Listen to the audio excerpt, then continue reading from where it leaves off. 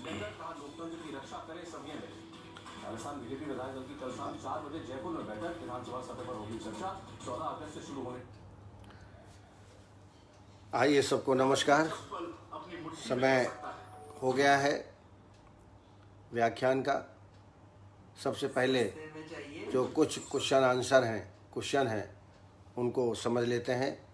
उसके बाद एक्ने पर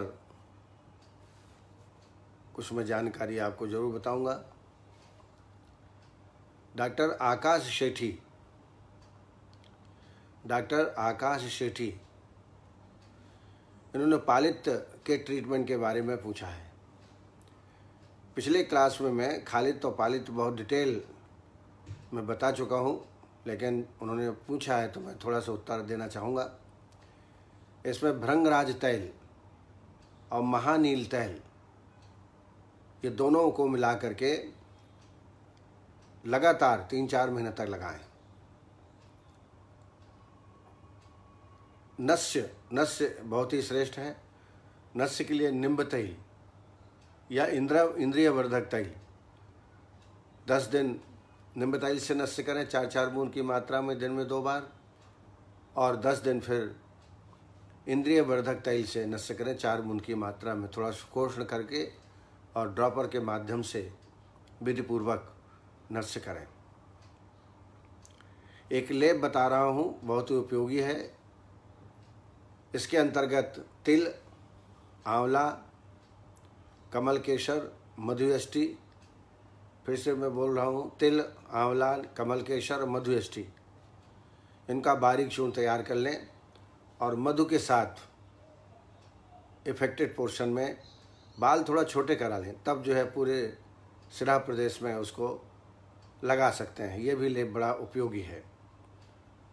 और एक चूर्ण मैं बता रहा हूँ जिसको आप पानी के साथ 1-1 चम्मच दिन में 2 या 3 बार लें।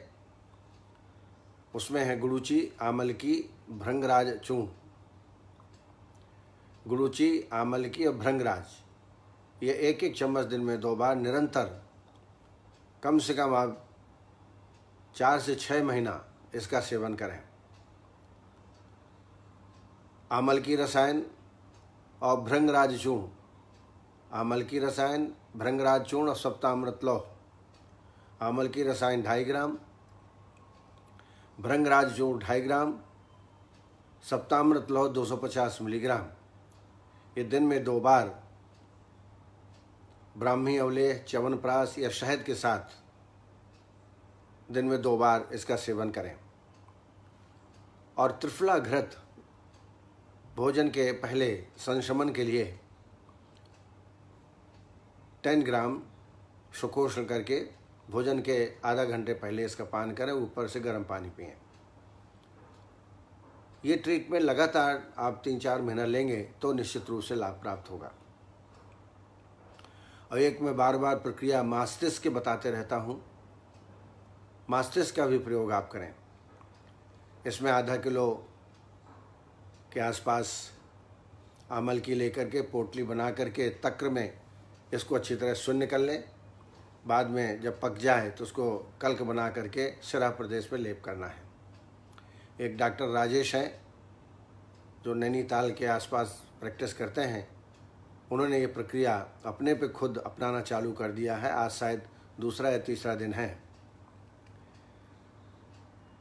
तो सही बात है, अगर हमारे बाल झड़ रहे हैं या पालित हो रहा है तो हमको खुद इसका अनुभव लेना चाहिए। डॉक्टर मनोरंजन साहू, इन्होंने बाल मधुमेह का ट्रीटमेंट के बारे में पूछा है। तो चूँकि बालक है इसलिए पंचकर्म तो नहीं करा पाएंगे आप, लेकिन बसंत कुसुमाकर रस 30 मिलीग्राम और सलज इत्यादि लौह 60 मिलीग्राम, इन दोनों को मिला करके ब्राह्मी अवलेह के साथ या पानी के साथ, क्योंकि अवलेह में थोड़ा से मीठापन तो रहता ही है, तो आप पानी के साथ या दुग्ध के साथ इसका सेवन आप करा सकते हैं। इसके अलावा मामज्जक घनबटी और गुड़माड़ घनबटी, मामज्जक और गुड़माड़ घनबटी 1-1 गोली दिन में 2 बार, पानी के साथ सेवन कराएं। चंद्रप्रभावती भी 1 गोली सुबह 1 गोली शाम को सेवन कराएं और पथ्य का ध्यान रखते हुए सामान्यतः क्रिया योगो निदानम परिवर्जनम, कार्बोहाइड्रेट और शुगर की चीज़ें बिल्कुल पेशेंट को न दें। तो निश्चित रूप से थोड़ा समय ज़रूर लगेगा लेकिन आराम मिलेगा। मोनिका शैलेश स्वामी ने एक क्लासिकल प्रश्न पूछा है, औषध काल, आयुर्वेद के अनुसार से औषध काल क्या है? जनरली हम लोग 2 BD 2 TDS 1 BD 1 TDS दिन में 2 बार, दिन में 3 बार लेने का प्रावधान है आधुनिक मतानुसार। उसमें बहुत कुछ भोजन व्यवस्था पर आधारित काल निश्चय इस समय नहीं किया जाता, लेकिन आयुर्वेद में चरक चिकित्सा स्थान 30 में भेषज काल बताए हैं। कब औषधि आपको देना, कौन से रोग में कितनी बार औषधि देना, उदान वायु की विकृत है कि व्यान वायु की विकृत है, अपान वायु की विकृति है, इनको ध्यान में रख करके औषध काल का निर्धारण किया गया है। इसके लिए डायग्नोस करना बहुत आवश्यक है कि अपानजन्य व्याधि है कि उदानजन्य व्याधि है कि व्यानजन्य व्याधि है, उसका डायग्नोस करना ये आपके ऊपर है। फिर भी जो औषध काल बताए गए हैं वो मैं आपको बताता हूँ। यदि बलवान रोगी है, शक्तिशाली रोगी है, तो खाली पेट में प्रातःकाल औषधि का सेवन आप करा सकते हैं। लेकिन दुर्बल रोगी है, कमज़ोर है, तो अन्न में मिलाकर औषधि लेनी चाहिए। जब खाना खाते हैं उसमें मिक्स कर दीजिए और औषधि का सेवन आप करा सकते हैं। सामान्यतः औषधि काल 10 होते हैं, चरक चिकित्सा स्थान 30 के आधार पे। यदि अपान वायु की कोई विकृति हो तो औषधि हमेशा भोजन के पहले लेना चाहिए, भोजन के पूर्व। भोजन के पूर्व मतलब 10-15 मिनट पहले। जैसा मैंने बताया, बलवान रोगी हो तो प्रातःकाल खाली पेट में औषधि का सेवन कराएं।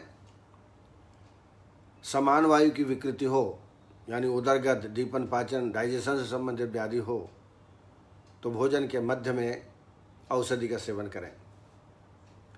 व्यान वायु, इसकी विकृति हो, हृदयजन्य विकार हो, सर्व शरीरगत विकार हो, जैसे व्यान वायु में होता है, तो प्रातःकाल भोजन के बाद औषधि का सेवन कराना चाहिए। उदान वायु की विकृति हो, गले से संबंधित रोग हो, तो सायंकाल भोजन के बाद औषधि का सेवन कराएं। प्राणवायु की विकृति हो, प्राणवाह स्रोतस की विकृति हो, तो ग्रास में औषधि मिला करके, जो कवल खाते हैं उसमें मिला करके औषधि लेना चाहिए।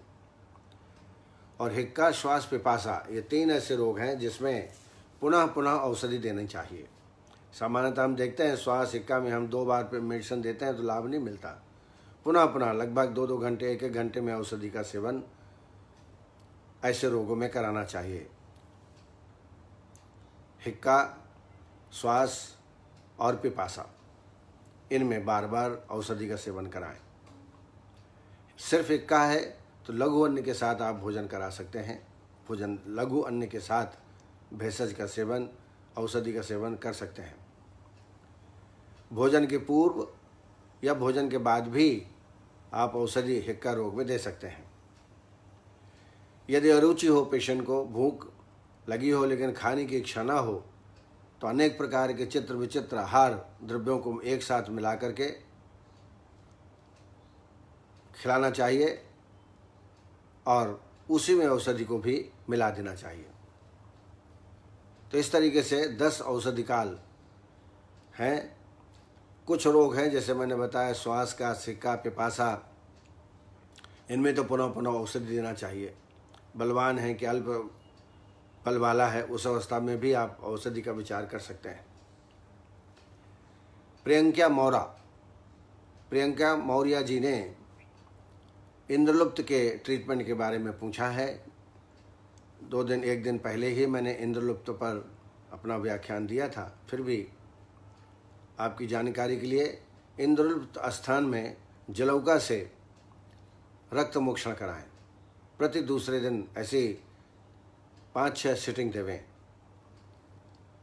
जगह कम है तो 2 जलों का 1 जलों का ही लगाएं, जगह ज़्यादा है तो 2 जलों का भी आप लगा सकते हैं।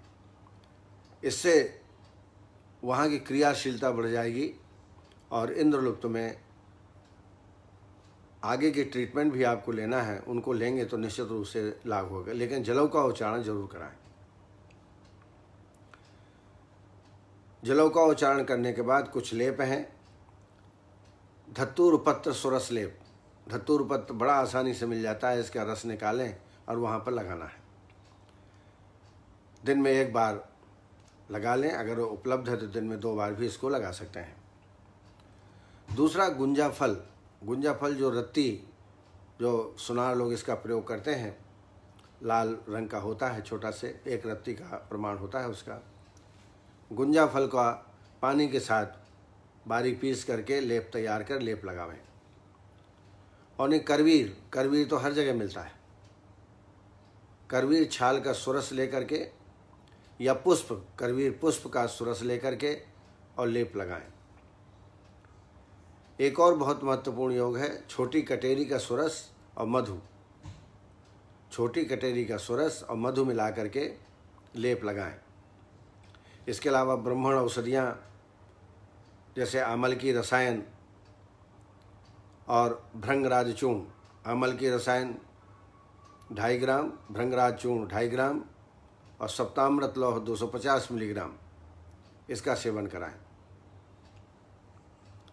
इसके अलावा सप्तामृत लौह, प्रवाल पुष्टि और गिलोय सत्व 200-250 लेकर के त्रिफला घृत के साथ इसका सेवन कराएं। हस्तिदंत उपलब्ध हो तो इसका भी प्रयोग आप करके देखें। तो इस तरीके से कुछ मैंने अनुभूति योग आपको इंद्रलुप्त के बताए, इनको जरूर करें। प्रीति भट्ट, इन्होंने वाट्स के बारे में ट्रीटमेंट जानना चाहा है। वाट्स को आयुर्वेद में चर्म कील कह सकते हैं। प्रकोपित वायु कफ के साथ मिलकर त्वचा में कील की उत्पत्ति करते हैं। यह मशक से थोड़ा ऊपर उठा रहता है। कृष्ण और श्वेत रंग के मस्से को ही चर्मकील कहते हैं। चर्मकील को शास्त्र से काटकर क्षार और अग्नि से जला देना चाहिए। इसके अलावा कैशोर गुगुल, कांचनादी गुगुल जो सामान्यतः हम लोग देते हैं, आप लगातार 5-6 महीना लगातार देवें, साल भर तक आप देवें, क्योंकि मस्से बहुत शरीर में होते हैं और मैंने देखा है कि 6 महीना के लगातार दवाई के सेवन से आराम मिलता है।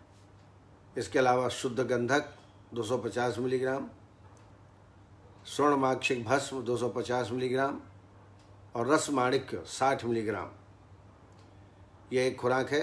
ये शहद के साथ दिन में 2 बार कम से कम दें। एक और मैं अनुभूति योग बताता हूँ, किसी संत ने मुझे बताया था। सर्प के केचुए, सर्प का जो केचुआ होता है उसको जला दीजिए तो भस्म तैयार हो जाएगी। उस भस्म से वहाँ पर घर्षण करना, जहाँ तिलकालक है वहाँ पर घर्षण करना, चर्मकील में घर्षण करना। घर्षण करने से वो धीरे धीरे खत्म हो जाता है। एरन नाल क्षार, एरन पत्र होता है, उसमें डंठल होता है। डंठल को सुखा लीजिए और इसका क्षार बना लीजिए और इस क्षार से घर्षण करिए। रोजाना शाम सुबह घर्षण करने से 7 दिन के अंदर इसमें आराम प्राप्त होता है। इसके बाद एक और साधारण सा योग है मूली बीज लेप। मूली बीज आप दुकानों में मिल जाएगा, उसको पानी में पीस करके बारीक तैयार कर लें और इसको वाट्स में लगाएं, आराम प्राप्त होगा। इसके अलावा डॉक्टर काजल नेरुला, इन्होंने फंगल इन्फेक्शन के बारे में जानना चाहा है। जहाँ जहाँ फंगल इन्फेक्शन है, नीम पत्र का क्वाथ बना करके प्रक्षालन करें और प्रक्षालन करने के बाद आर्टिप्लेक्स लोशन या मोहा लोशन दोनों मिला करके लगाएं। उसके बाद 2-3 घंटा लगाने के बाद फिर निम्ब तेल और मधुयष्टि, निम्ब तेल और मधुयष्टि इनको बारीक पीस करके लेप तैयार करें। इसके लगाने से सौंफ और कंडू में तुरंत आराम मिलता है। हल्दी और कोकोनट ऑयल, हल्दी ले लें और कोकोनट ऑयल और इसका पेस्ट बना के वहाँ लेप लगाएं तो फंगल इन्फेक्शन में काफ़ी आराम मिलता है। जैसा मैंने बताया, मोहा लोशन, आर्टिप्लेक्स लोशन ये चरक कंपनी के हैं, इनको लगाने से भी काफ़ी आराम मिलता है। एक और अनुभूति योग बताता हूँ, एप्पल विनेगर। एप्पल विनेगर दिन में 3 बार आप लगाएं, लगाना है, मालिश नहीं करना है। अथवा लहसुन और कोकोनट ऑयल, लहसुन और कोकोनट ऑयल मिला करके पीस लीजिए, चटनी जैसा बना लीजिए और इसके लेप करने से भी निश्चित रूप से फंगल इन्फेक्शन में आराम मिलता है।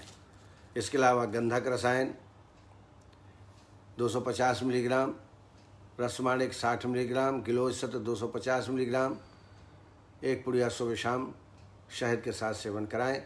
आरोग्यवर्धनी, पंचनिम्बवटी, कैशोर गुगुलू इनका भी यथायोग सेवन कराएं। पंचनिम्ब चूर्ण, मंजिष्ठादि चूर्ण ये भी योग्यतानुसार पेशेंट का उपयोग कराएं।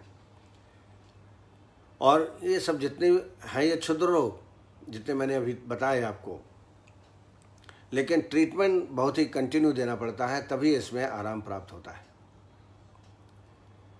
बड़े हर्ष का विषय है कि इस कार्यक्रम को डॉक्टर रामकृष्ण शाह शिकागो से इस प्रोग्राम को देख रहे हैं।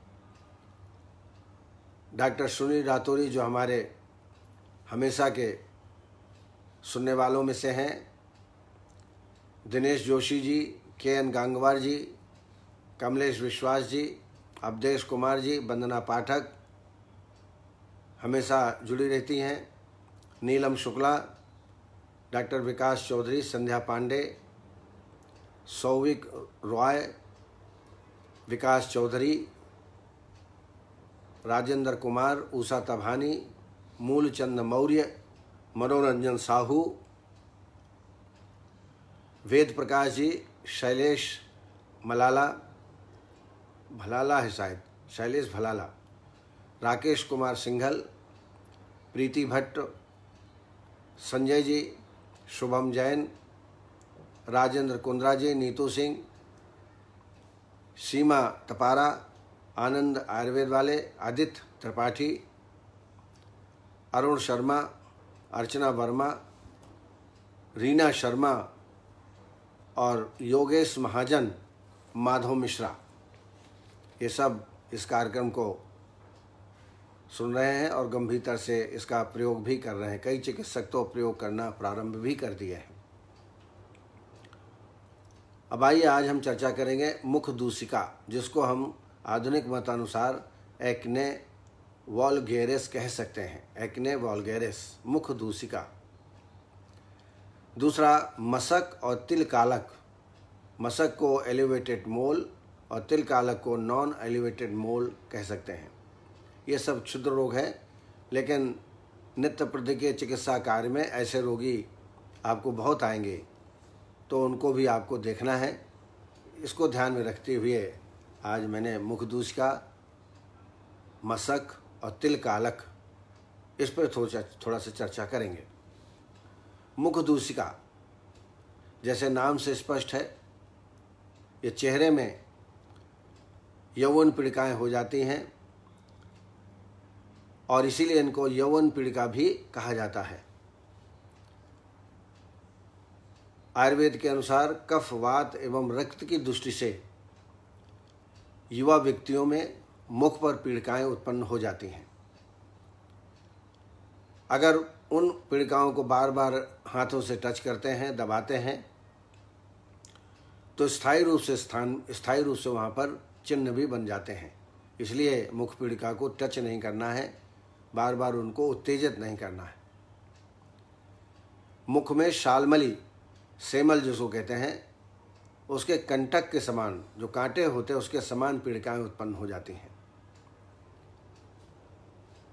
जैसा मैंने बताया, आधुनिक विज्ञान के अनुसार इनको एक्ने वल्गैरिस कह सकते हैं। बृहत्त्रयी लघुत्त्रयी में इसका वर्णन एक एक लाइन में उपलब्ध होता है, बहुत विस्तृत वर्णन क्षुद्र रोग का उपलब्ध नहीं होता। आइए चिकित्सा पर इसका ध्यान रखें। तो ये तो निश्चित है, ये स्किन डिसीज़ है। जैसा मैंने बताया, त्वचा में किसी भी प्रकार की विवरणता हो उसको कुष्ठ या स्किन डिसीज़ कहते हैं, और उसमें महाकुष्ठ और क्षुद्र कुष्ठों का अंतर्भाव हो जाता है। यानी त्वचा से संबंधित जितनी व्याधियां हैं वो सब कुष्ठ के अंतर्गत वर्णित हैं।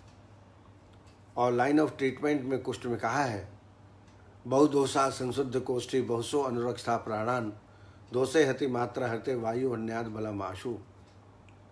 अर्थात संशोधन की प्रक्रिया आपको कुष्ठ में करना है। यहाँ भी पेशेंट का वमन और विरेचन, वमन विरेचन कराने के पश्चात रक्त मोक्षण, रक्त मोक्षण इसकी विशेष चिकित्सा है। और इसके लिए जलौ का उच्चारण बहुत इजी है। जलौ का आप प्रति दूसरे दिन ऐसे 5-6 स्ट्रिंग कर दीजिए। चेहरे में, कपोल रीजन में या फ्रंटल रीजन में आप जलौका का उच्चारण कर सकते हैं। इस ट्रीटमेंट के बाद, जैसे वमन विरेचन मैंने बताया, मैं अब डिटेल नहीं बताऊंगा क्योंकि कई बार आपको वमन विरेचन के बारे में बता चुका हूं। लेकिन कोई भी क्वेश्चन हो तो नेक्स्ट टाइम आप हमसे पूछ लीजिएगा। कुछ लेप हैं जैसे लोध्र, वचा, सैंधव और सरसप। लोध्र, वचा, सैंधव और सरसप। सरसप माने पीली सरसों।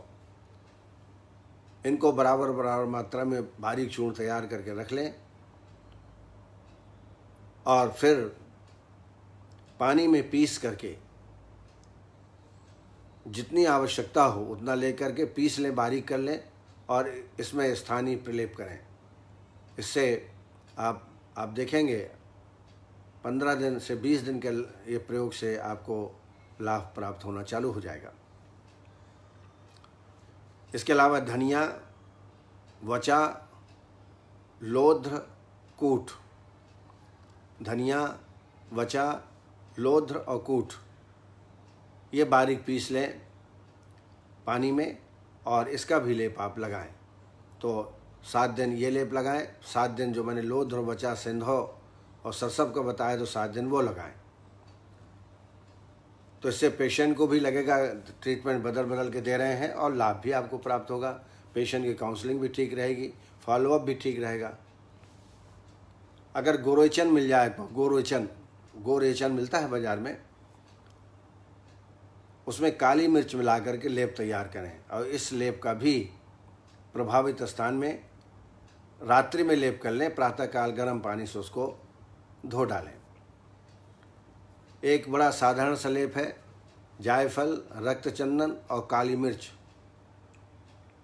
जायफल, रक्तचंदन और काली मिर्च समभाग लेकर के बारीक चूर्ण कर लें और पानी में अच्छी तरह लेप तैयार करके, बारीक जितना बारीक आप लेप तैयार करेंगे उतना ही लाभप्रद होगा। अगर आपको शालमली का पेड़ कहीं आसपास हो तो शालमली के कंटक, कांटों को दुग्ध में पीस कर लगाएं, यह भी तत्काल लाभ प्राप्त करता है। इसमें निश्चित रूप से एक्ने में बहुत लाभ प्राप्त होता है शालमली कंटक को दूध में पीस के लगाने से। तैल हैं जो लगाने के लिए उपयोगी हैं, एक तो है कुकुमाद्य तैल, मंजिष्ठारी तैल और चाल मोगरा तैल। इनमें से कोई भी तैल उपलब्ध हो उनको चेहरे में लगा लें, सुबह लगा लें, 2 घंटा लगा रहे, उसके बाद आप गर्म पानी से धो डालें, फिर रात को लगा लें और सोते टाइम फिर लेप लगाएं। इस प्रकार की प्रक्रिया करें। इसके अलावा आर्टिप्लेक्स लोशन और मोहा लोशन ये भी बड़े उपयोगी हैं। ये इनका भी लेप आप करेंगे तो रोगी को आराम प्राप्त होगा, एक्ने में आराम प्राप्त होगा। हरिद्राखंड 5 ग्राम दिन में 2 बार। इसके अलावा आरोग्यवर्धनी, कैशोर गुग्गुलू, इनका भी सेवन कराएं। पंचनिम्ब चूर्ण और मंजिष्ठादि चूर्ण, ये 2.5 ग्राम दोनों ले करके दिन में 2 या 3 बार इसके सेवन से बड़ा लाभ प्राप्त होता है। और रात्रि में हल्का परगेटिव एरंड भ्रष्ट हरित की दे दें आधा चम्मच, जिससे मोशन हमेशा क्लियर होता रहे। रस औषधियों में शुद्ध गंधक 250 मिलीग्राम, रस माणिक्य 60 मिलीग्राम, गिलोय सत्व 250 मिलीग्राम, ये शहद के साथ सेवन कराएं। दूसरा योग है गंधक रसायन, गिलोय सत्व और प्रोआलपिष्टि। गंधक रसायन 250 मिलीग्राम, गिलोय सत्व 250 मिलीग्राम, प्रोआलपिष्टि 250 मिलीग्राम, शहद के साथ इसका प्रयोग करें। इस तरीके से मुख दूषिका अर्थात एक्ने वल्गैरिस को जीता जा सकता है, बशर्ते जो दवा का उल्लेख हम लोग कर रहे हैं वो आप लगातार और विश्वास के साथ पेशेंट को दें, निश्चित रूप से लाभ प्राप्त होगा। अब आइए मशक के बारे में। मशक को हम एलिवेटेड मोल कह सकते हैं। मशक को एलिवेटेड मोल,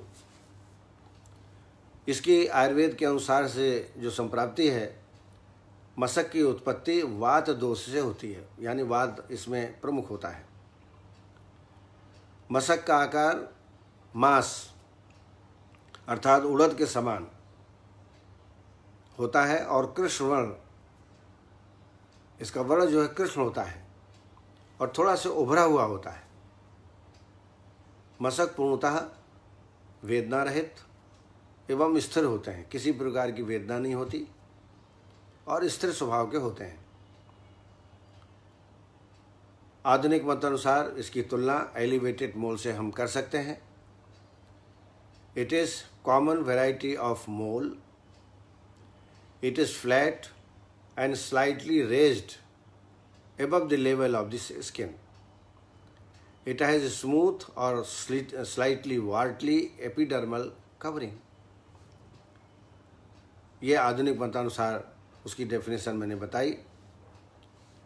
चिकित्सा के लिए मशक को शस्त्र से काटकर अग्नि अथवा क्षार से दग्ध करना चाहिए। ये एक स्थायी चिकित्सा है, शस्त्रगम चिकित्सा। और अगर बहुत ज़्यादा बड़े न हो तो एरण्ड नाल, एरण्ड डंठल के क्षार द्वारा घर्षण करने से मशक जो है नष्ट होते हैं।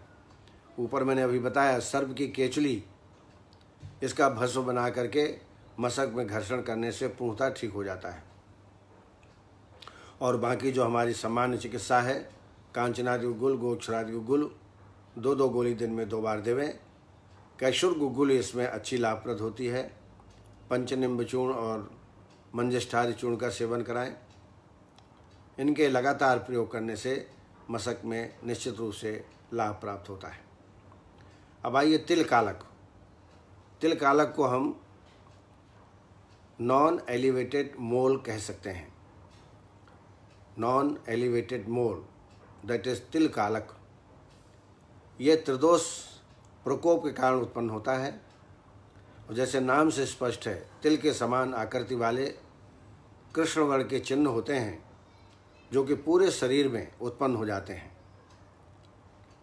और व्यक्ति उसकी चिंता भी इसलिए नहीं करता कि उसमें किसी भी प्रकार की वेदना नहीं होती। लेकिन यही तिल कालक चेहरे आदि में जब हो जाते हैं तो फिर व्यक्ति चिंता करता है और फिर ट्रीटमेंट के बारे में सोचता है। जैसा मैंने बताया, इसको नॉन एलिवेटेड मोल कह सकते हैं। It is very common variety of mole. Surface is not elevated, epithelium smooth, non hairy, वहाँ हेयर उत्पन्न नहीं होते हैं, non hair growing from its surface. चिकित्सा भी लगभग मशक के समान है। शस्त्र से काटकर अग्नि कर्म और क्षार कर्म करना चाहिए। इसमें एक लेप है जिसका प्रयोग करें। सरपुंखा, कूट, नीलकमल, रक्तचंदन और खस। फिर से रिपीट करता हूँ, सरपुंखा, कूट, नीलकमल, रक्तचंदन और खस, इनको बारीक चूर्ण तैयार कर लें और इसको खट्टी दही में पीस लें। खट्टी दही हो उसमें अच्छी तरह पीस लें और इसका लेप तिल कालिक, जहाँ जहाँ तिल कालक हैं, जहाँ जहाँ तिल उत्पन्न हुए हैं, वहाँ वहाँ लगाएं। इसके 20 दिन के प्रयोग से काफ़ी कुछ आराम प्राप्त होता है। तो इस तरीके से कुछ क्षुद्र रोग हैं जिनको मैंने बताने की कोशिश की है, और इनका यदि आप सही ढंग से लगातार इलाज करते हैं तो निश्चित रूप से रोगी को लाभ प्राप्त होता है। तो अभी तक मैंने क्षुद्र कुष्ठों के बारे में बताया, अब मानसिक रोगों के बारे में नेक्स्ट टाइम से हम चर्चा करेंगे। आप सबको बहुत बहुत धन्यवाद। आप इसी प्रकार सुनते रहें, क्वेश्चन पूछें, प्रयास रहेगा कि आपको संतुष्ट कर पाऊँ।